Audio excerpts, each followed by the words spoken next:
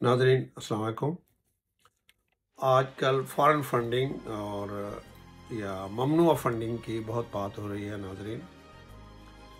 In fact ज़िमनी election में बुरी तरह से शिकस्त खाने के बाद पीडीएम में जो शिकस्त रेख्त हुई है और फिर जो हमजा शहबाज का अंजाम हुआ है, इससे ये टूट फूट गए। इनको समझ नहीं आ रही क्या हो रहा है।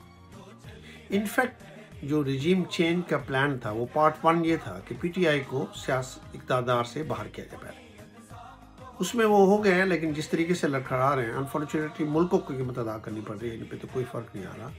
और अब दूसरा पार्ट ये है कि किसी तरीके से पीटीआई को या इमरान खान साहब को सियासत से बाहर किया जाए, जो कि नामुमकिनात में से है। ये हो ही नहीं सकता। पीडीएम का प्रॉब्लम ये है कि इनके पास कोई जेन्युइन रीज़न ही नहीं है हुकूमत में रहने का, और ये इलेक्शन से भाग रहे हैं। हालांकि इलेक्शन इन्हीं की डिमांड थी। इमरान खान साहब ने असेंबलियां डिसॉल्व कर दी थी, फिर कोर्ट की इंटरफेरेंस पे फिर इस पे वापस आना पड़ा। लेकिन उसके बावजूद भी अब जो इनकी प्लानिंग है वो बिल्कुल हर तरफ से नाकामी है, नामुरादियाँ, और इंशाल्लाह मज़ीद आएंगी।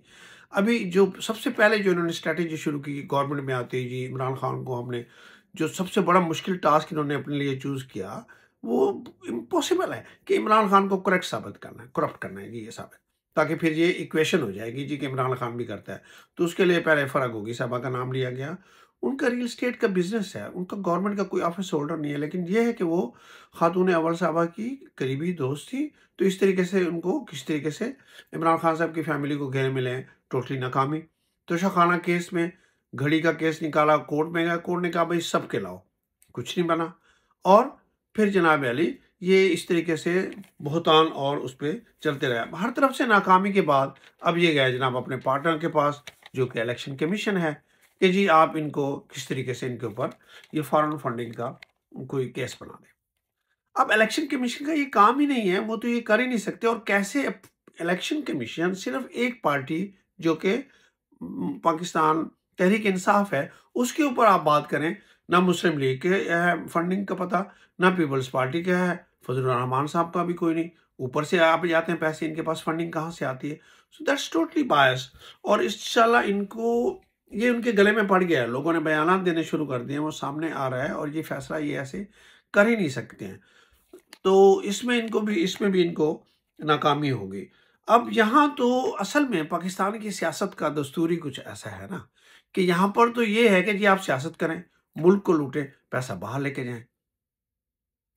जबकि ये इमरान खान साहब ने क्या किया कि बाहर से डॉलर पाउंड्स ले आके मुल्क में लगाएं, लोगों में शऊर पैदा करें, सियासी बेदारा पैदा करें, और इस तरीके से मुल्क में तब्दीली लाएं। और इसमें इमरान खान साहब अल्हम्दुलिल्लाह कामयाब हुए। मुश्किलें बहुत हैं और इंशाल्लाह ये कामयाब होंगे, क्योंकि इमरान खान साहब करप्ट, इसको साबित करना बिल्कुल नामुमकिन है। जैसे कि फवाद चौधरी साहब ने कहा कि इमरान खान साहब को करप्ट साबित करना इतना ही मुमकिन बल्कि नामुमकिन है, जैसा कि नवाज शरीफ को ईमानदार साबित करना। So very well said Fawad Chaudhry sahab. और इमरान खान साहब अपने मकसद में कामयाब हो रहे हैं। टाइम लग रहा है, बहुत मुश्किलें हैं, लेकिन वो अवाम में बेदारी ला चुके हैं। अवाम बेदार हैं।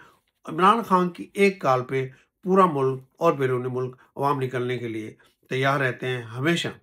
9 अप्रैल को भी हुआ है, अभी जो है इलेक्शन कमीशन के सामने भी हुआ है, और 14 अगस्त को भी इंशाल्लाह होने वाला है। और जब भी the only thing is the government has to announce the date for the new election, और जिस दिन भी न्यू जनरल इलेक्शन की डेट अनाउंस होगी, इंशाल्लाह मुल्क के अंदर पाकिस्तानी अवाम, बैरून मुल्क ओवरसीज पाकिस्तानी इंशाल्लाह पूरा पूरा अपना किरदार अदा करेंगे। एंड इमरान खान 2/3 मेजॉरिटी के साथ गवर्नमेंट में आएंगे इंशाल्लाह। I am very sure Imran Khan कल्ला ही काफ़ी है। Thank you very much. Bye.